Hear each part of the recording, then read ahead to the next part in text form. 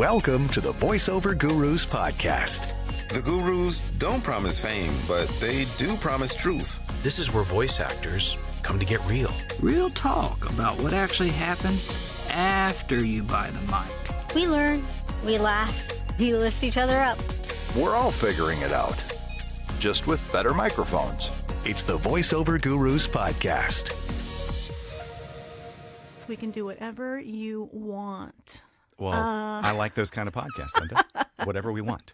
Welcome back to the Voiceover Gurus podcast. Hi, Kevin. Hello. Hello. Topic-based is what I am doing for 2026. And you and I have something in common, actually probably have it in common with a lot of people that are going into the voiceover business, of both of us balancing job with voiceover world and how to do that and not go crazy. Tell me your situation. I know you were in radio, and how did you transition? Linda, it's funny you should ask, because I seem to recall how it happened. I was still doing my radio thing down in Miami as Gator on a country radio station, and I started getting... I had a friend at the radio station was like, hey, do you want to do a car spot and on the side? I'm like, yeah, sure. Extra money, always looking to do that. You know, when you're in radio, you do live broadcast, you got and do remotes to make extra money and stuff like that, different appearances and stuff like that. And I was like, well, this would be so much easier than going out, spinning the prize wheel. And this is just a cool way to make some extra cash. And so that happened once, and then it happened again and again. And then I'm like, whoa, I might be able to. And I'd seen a couple of radio friends that transitioned from radio to voiceover. And I'm like, if they can do it, I do believe I could too. And so that's when I started wrapping my head around that, Linda, as I started developing those relationships and establishing those clients and just trying to take care of them. Early on, I got the sense that, automotive was a very fast-paced thing. Yeah. And if you want to work beyond radio, maybe take care of these, and maybe you'll be able to transition before long. For sure. Now, you just spurred a question. The remotes that you used to do, I did them as well. What's the strangest one you ever did? From what location? Did you have anything from a crazy location? No. We're going totally off topic. No, that's okay. I've done them in Hot Springs, Arkansas bars. I'm trying to think. I've never done like a strip club or nothing like that. I did a bunch of nightclubs though. I used to do these live broadcasts every Friday night from Desperados in Fort Lauderdale. It was a big honky-tonk club, huge dance floor. But I would, in terms of things I would do on the air, I'm sure a lot of those were questionable decisions. And we mostly were not breaking FCC regulations. But we would do, crazy stuff from that place. A lot of car dealerships, random things. Oh, I did do, like a lot at... for Miami Dolphins games, did a lot of things for them. I'm trying to think. I don't think I've done any appearances like that an have been unusual really strange. thing. Something that's, on air I've done unusual things, but yeah. Remote-wise, I would go the opposite direction because when I moved to New York, I was on an adult contemporary station that still exists here on Long Island, KJOY 98.3. So we had KJOY. Lucky the Duck as our station mascot. So this poor soul intern would come with me to these events. No. We'd spin the KJOY wheel of prizes, and the duck would stand there and do the duck's thing. I got very protective one time, and some kid went up and started punching my duck. And I snapped, Kevin. I grabbed the guy by the neck, and I said, "Get away from my duck." And I was like, oh, God, where is that coming from? Wow. I know, because it's like, this is my duck. This is my duck. Yeah. With me in the trenches of everything. But anyway, I digress. That qualifies as assault right there, by the way. I know, but now it's been so long, I figure I can talk about it publicly and not get in trouble. Yeah. What about your transition, though? How did you transition from all that to voiceover? Yeah, radio, same. It was my backup. Initially, I got into radio just because I wanted to be behind a microphone. And I didn't understand the voiceover business, so I was like, get behind a microphone, get jobs, not realizing that radio stations don't hire voice actors, they use the jocks. Yeah. So I learned the hard way with that, which was fine, but I started to enjoy being on the air. And then it was some money, and got me when I moved to New York. Then I had like a pension and I had health benefits. And at that point, I was like, well, I can't quit because I need all that stuff. Mm-hmm. As much, and I'm not going to give up on voiceover, but I would balance it with this, a whole litany of lies I would tell certain clients because I didn't want them to think that I wasn't available or that, I'm a full-time like jock or something, because it's like it was a bad thing. Yeah. You do not want to say you were in radio. So somebody would be like, oh, are you available to cut something? I'd be like, I'm in a session. Yeah. But in a few hours, I'll get right to it, but I'm super busy. Just to give that impression, And that's a huge point, Linda, and I want to echo that. I learned that early on in my career. Actually, a coach early on suggested that never say that like you're unavailable or you're out running errands or anything like that. No. You're always in a session. You're in a meeting. You're in a session. You're something like that. And it plays into what you're saying. It makes it sound like you're really busy. Yeah. And that's because people want you. People are hiring you. And that triggers something for people going, oh, they're really busy. Well, I'm going to make sure I get in there too. Well, hey, Linda, get me on your schedule then if you don't mind. I'll take it whenever you're able to get it. A lot of other people are waiting. I'm going to wait too. Linda must be fantastic. Yeah. And she is. So, like, when did you know that for sure you were going to dump the job? Now, that is a story that I remember very vividly because That's a big move. Yeah, I just started thinking about it. And it was the thing where I'd seen my friends do it, and they're still doing it to this day, by the way, and both of them a little bit older than me, so that, lets me know that there's longevity, Yes. even though I've been doing it like 21, 22 years full-time now. There was longevity. I know that. But it was a really interesting thing. I think it was I just got tired of doing the remotes. Yeah. I loved being on the air and doing my thing and being there for the listeners and, sharing the weather with them, sharing traffic with them and sharing, artist interviews and stuff like that and yucking it up and being a little bit wacky, a little bit zany as much as I could, But then it was just the having to do that extra stuff that kind of got to me, even though the money was fine, Right. that was cool. But I just got tired of going out there to the car dealership and spinning the prize wheel, listeners coming up and the same listeners would come out and just try to get something for free. And, they weren't there to patronize the business. They just wanted your free goodies We and used to stuff call like them that. prize pigs. Yeah. Was that a term you used? We also, for the call-ins, we would call them contest whores. But that could be male, female. It didn't Sure. matter. But yeah, prize pigs, I think we use that one too for the location things. Yeah. But I think that was what kind of triggered it. So I had been establishing this work and it's coming in and I've got, a handful of automotive clients. And Linda, I was doing some fill-ins for some countdown shows. I had it was either right before or right after I transitioned. I think it was right after, so it doesn't affect. But I was getting various narration things too from people that kind of heard. And I'm like, I really think I could make a go at this. And it was about 2:00 in the morning. I was a night owl anyway, because at the time I was doing an afternoon drive, and so I didn't get off till 7 p.m.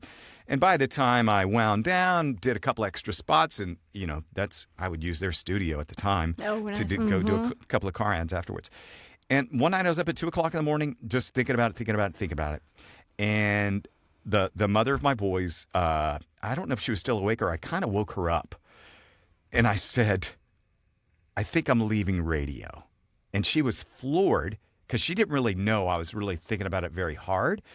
And she's like, wait a minute, let's go to Denny's and talk about this. So like 2:30 in the morning, we got out and went to Denny's. And I'm like, I laid out everything. I was like, I really think I could make a go of this. And I was just, I had a good year in radio, 18 years. Wow. And I think I was just ready to make that transition and work for myself and be my own boss. I got tired of seeing all of my DJ friends get fired because they're getting older and making too much money. And they're like, want somebody younger and cheaper. And I did not want to be the guy in my mid-50s looking for a gig in radio.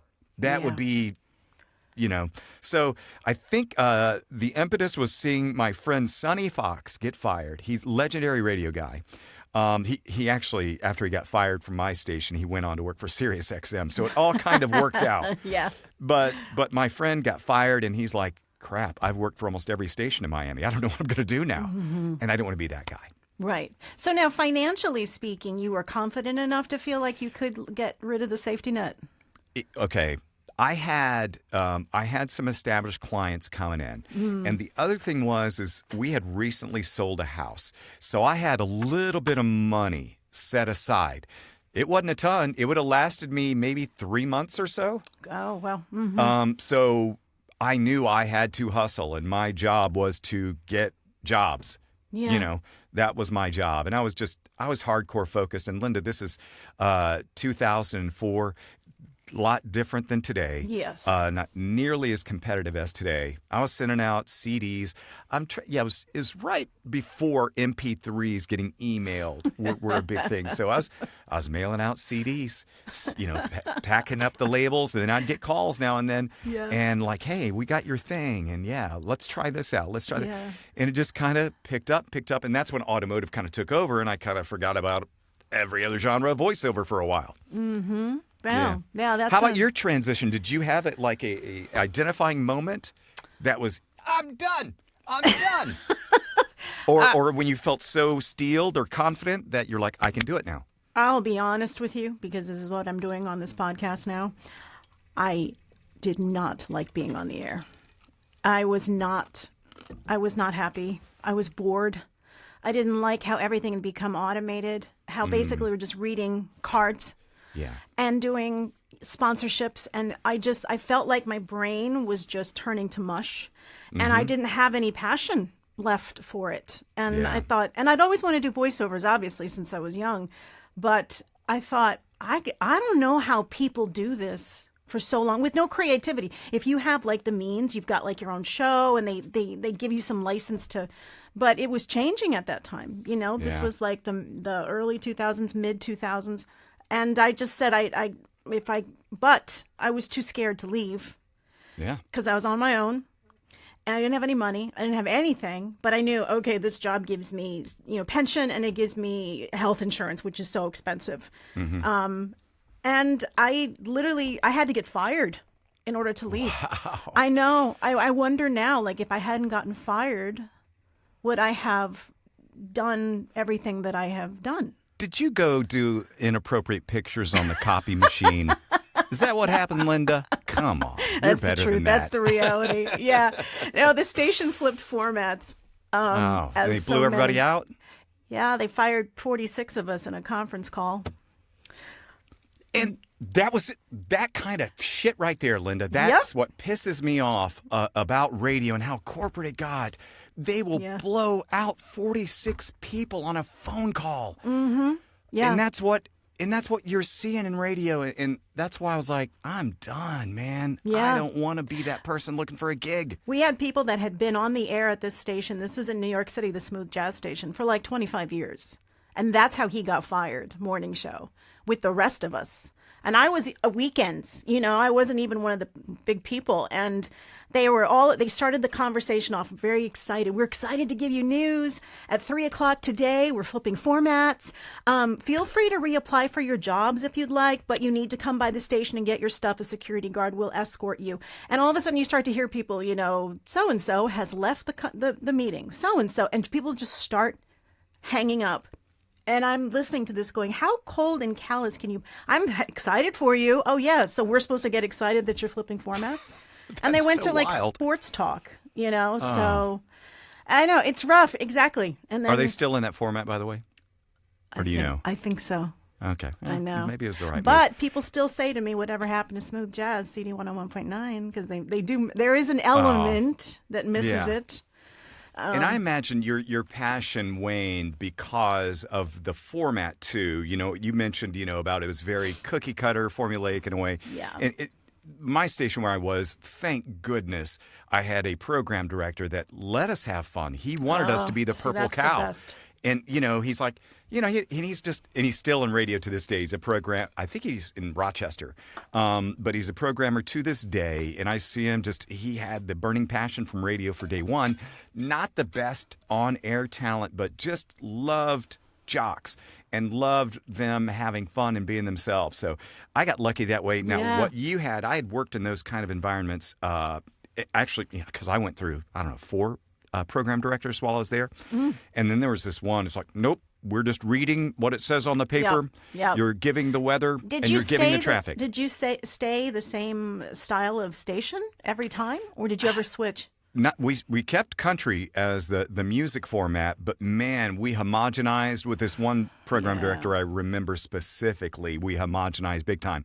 And then my last, 4 or 5 years is when we had that really good Bob Barnett. I'm going to give him a shout out. Bob Barnett. I doubt he'll ever see this, but just I want him to know that and I've always told him that I loved working for him because he gave us so much freedom. Yeah. And he just wanted us to do our thing, And nice. ratings reflected that too. Yeah. We did great. Personality. Anyway. That's what they, folks want to hear. Yeah. Yeah. But there are a lot of people, Linda, that I still talk to this day that are totally content making voiceover a side hustle. They work their full-time job, and then after hours, they manage their voiceover career, and they're just happy making that extra income. That's a cool thing to see, because it wasn't always like that. It was always people were like, I got to quit my job because this is what I want to do. But then you find, if you can find the right balance, which I've seen a few students of ours say, I go to work. Well, you got poor Marco's working all night, He comes home, sleeps for a few hours, and then starts hustling during the day before he goes back again. And he seems perfectly, he's fine with the situation as it is. But a lot of people, they just find that 4 or 5 hours a day that they can carve it out to pursue it and then still maintain. So it does work for some people long term. I just was curious if, how long you had gone when you were able to pull the trigger confidently. Yeah, I think I probably went through a phase of probably close to a year where it was in the back of my mind. Yeah. But it was that thing of, leaving the safety net, and that was, the mother of my boys at the time, she's like, are you nuts? You're a popular radio DJ in Miami. Why are you leaving? You make okay money. We're doing fine. And you want to leave? I'm like, yeah. It's a risk. Mm-hmm. Yeah. But, thankfully that paid off because, everything is great. I work for myself. There's a lot of stresses that come with working for yourself. Though. Oh, God, yes. It is. Mm-hmm. Yeah. It is challenging. And so that's what I was talking about. I can think of a few people that I know that I've encountered at various conferences, events, and stuff like that. And they're like, I do it part-time, and that's all I want to do, and they'll say that. But then we do hear the stories of those that are like, oh, I want to do this full-time. I want to do this full-time. And so it took me probably a year from the thought of doing it to pull the trigger on it. And I think during that time, I wasn't consciously trying to build it up, but it kind of built up. And then I'm like, this could be a sign from the universe to. So you had a bank of clients.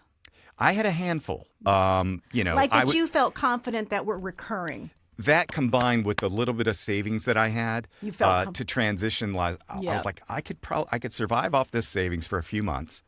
But now I have to hustle, and I've got to get work coming in. So, I pulled the trigger on that. And the boy's mother at the time was working too, so that kind of helped, But no, my job was to get jobs, and that's what it was. And I made some dumb mistakes along the way early in my career. One of the mistakes I remember, and this can affect somebody, is I was like, it's a Wednesday afternoon. I work for myself. And this is what I thought. I work for myself. I'll just make my own schedule. And we went and saw a movie on a Wednesday afternoon, right? I know. And it's hilarious now. But this is before, all the texts and stuff. But you still have voicemails on the phone and stuff. I flipped my phone on after I got out of the movie, and it's 5 o'clock, and it had blown up with phone calls.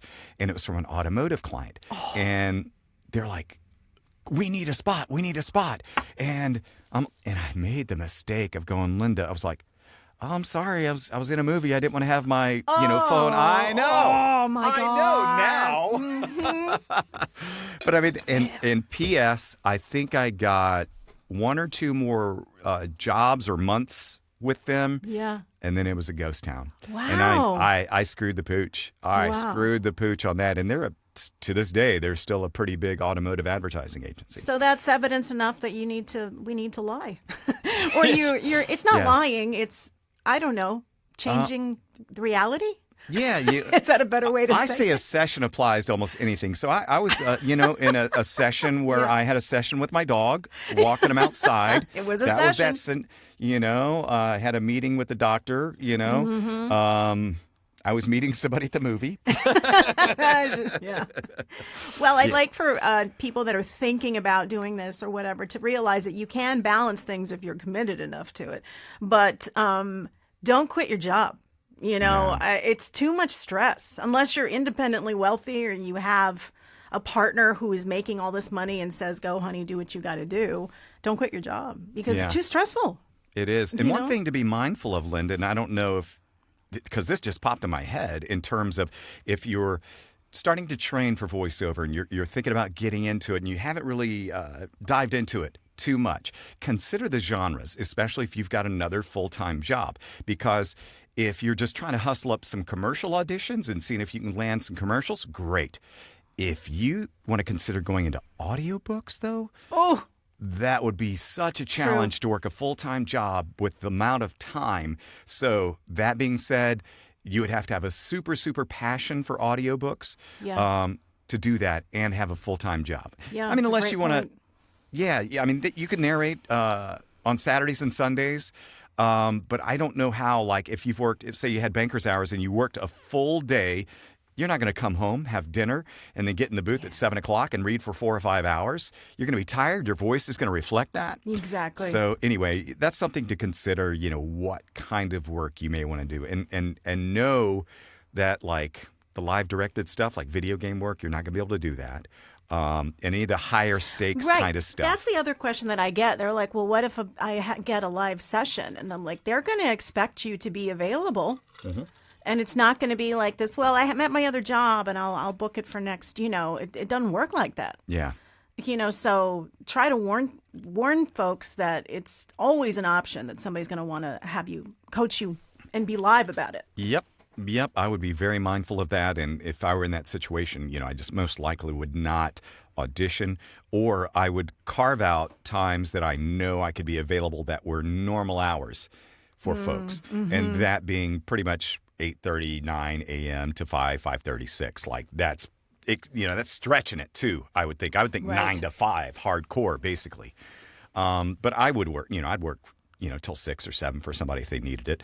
Yeah. When I was really hustling, and at this point I was living in Philadelphia with my ex-husband, we turned the basement into a studio, and I was in my first building, and I was only spending the weekends. I was driving from Philly to New York City every weekend to do my shift because I know I put a ton of miles on my car because I didn't want to give up the job, Yeah. So I would be in the car 4 hours, 2 days, 2 days a week, and at night I would go down there and I'd be up until midnight, researching contacts. But I did wind up on purpose this way, reaching out to European different time zones. That way I would get a lot of work from India, and places that weren't on India's in Europe. Good call. Oh, by the way, but really quick, just a hugely important question for you. If you're an American when you go in the bathroom and you're an American when you come out of the bathroom, what are you while you're in the bathroom? If you're an American when you go in the bathroom and you're an American when you come out of the bathroom, what are you when you're in the bathroom? That's the question. Oh, God. I didn't know it was going to be a riddle. European. Oh, God. This is like a dad joke, right? Hashtag dad joke.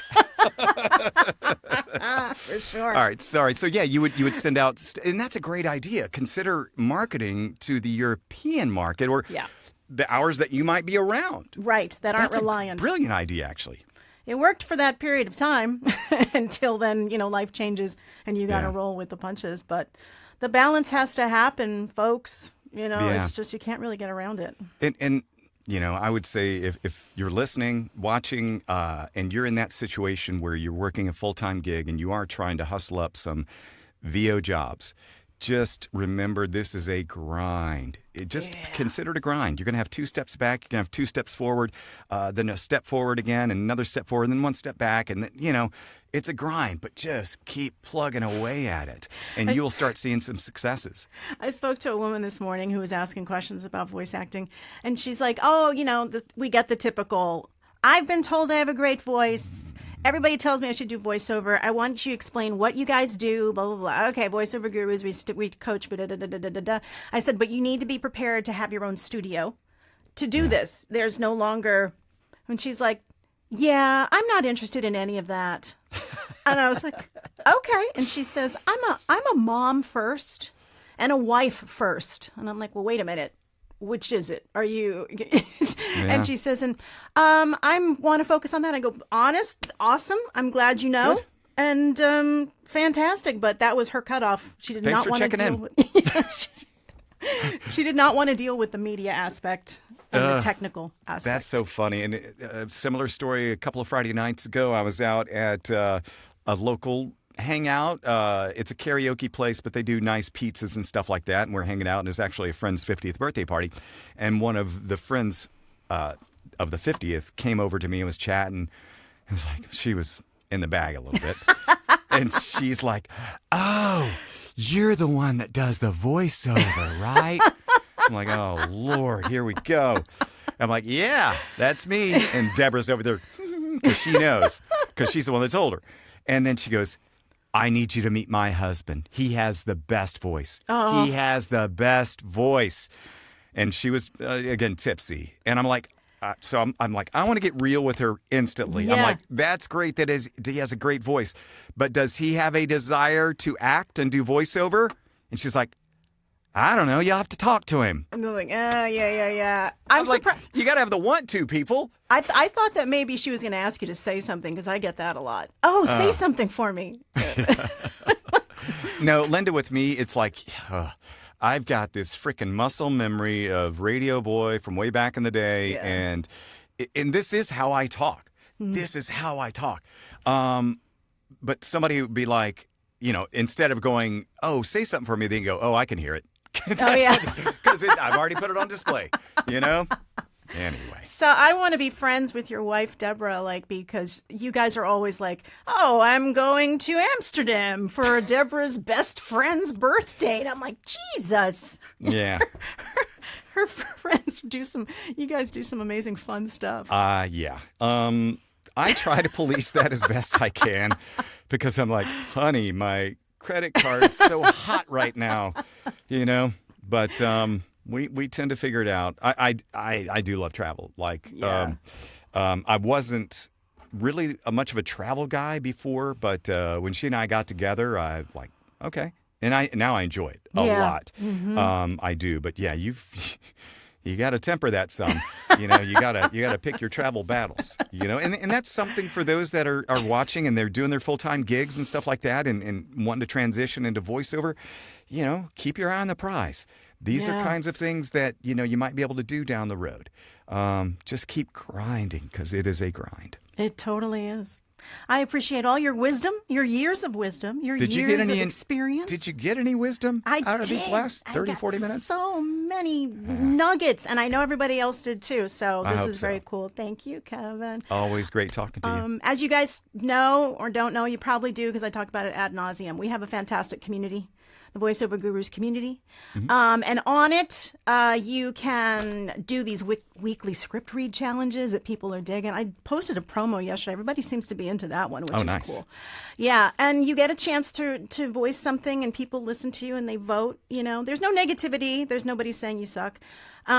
But you get a chance to hear other people, which I think is amazing, and it's free to join the community. And then that's kind of like the portal to our workouts. And Kevin and I are doing one. This is actually, it'll probably be the same week. We're doing one, I can never get it right. Copy Chameleon workout, commercial copy chameleon workout. So we're going to take a script and we're going to have folks do it 3 different ways. I'm thinking even 3 different genres would be fun just to really mix it up, Yeah, you got to keep pushing yourself. Yeah. And because if you stop getting better, you'll stop being good. Yeah, that's right. Yeah, that's like your tagline. I love it. Thanks, everybody, for joining us, and we'll speak to you really soon.